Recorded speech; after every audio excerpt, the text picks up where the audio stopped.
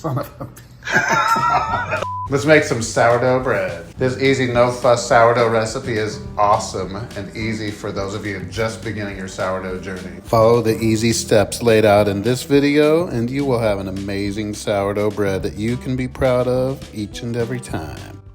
First of all, before you begin, you're going to need a super active sourdough starter. A starter is a live fermented culture of flour and water which collects beneficial bacteria from the air and natural yeast from its environment. Having an active starter is what gives the sourdough the rise it needs.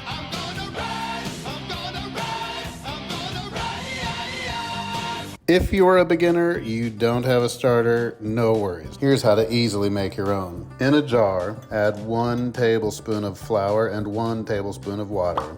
Do this twice a day for the first 3 days. The first couple of days, you won't see much activity, but on day 3, you will start to see some bubbles. Day 4, 5, and 6, you'll begin to see it rise and fall. Each day, discard half of the starter before feeding it 50 grams of flour plus 50 grams of water. By day 7, it should look something like this, and you are ready to rock and roll, my friend. So when you know you have a plan to make the sourdough, you're going to need to make your own leaven the night before. Leaven is simply an offshoot of your sourdough starter. I wouldn't use my entire starter for a recipe, but rather I like to make a leaven and incorporate it entirely into the sourdough. Also, when I make my leaven, it's like a secondary indicator, an insurance policy if you will, that if it doesn't rise, then my starter is not active enough. We're going to mix 70 grams of water, 70 grams of bread flour, and 60 grams of active starter.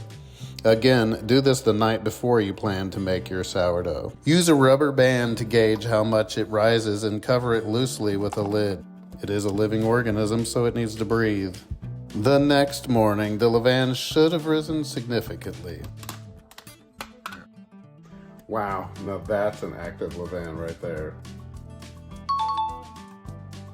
We're ready to make the dough. In a bowl, scale out 300 grams of warm water. To that, add 400 grams of bread flour, and for a little bit of extra body and flavor, we're going to add 50 grams of whole wheat flour. Add all of the leaven, every last bit, using a rubber spatula.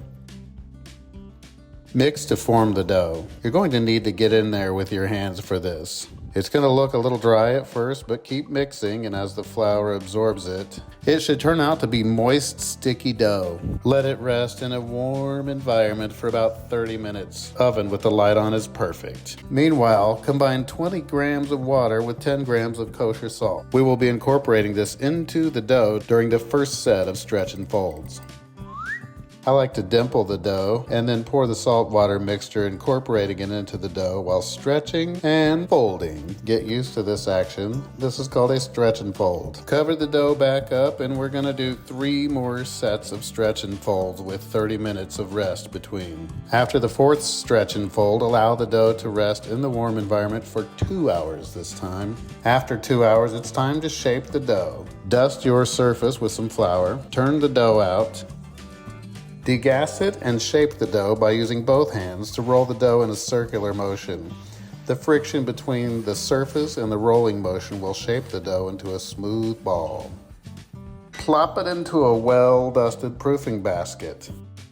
I like to cover it up with a grocery bag before letting it cold ferment in the refrigerator for 6 to 12 hours. When you're ready to bake it, and your oven and Dutch oven are preheated to 500 degrees, that's right, 500 folks, take the dough out of the fridge and dust it with some of that flour. Place a piece of parchment over it and invert it. Remove the dough from the banneton.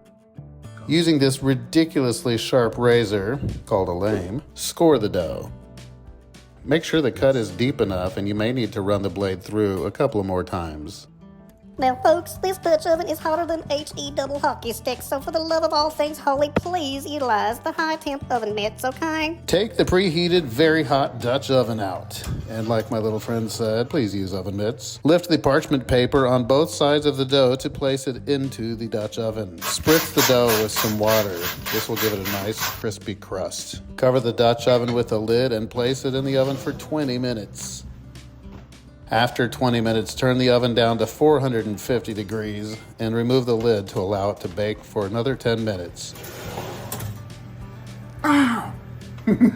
Don't forget your oven mitts. At this point, we're just cooking for color.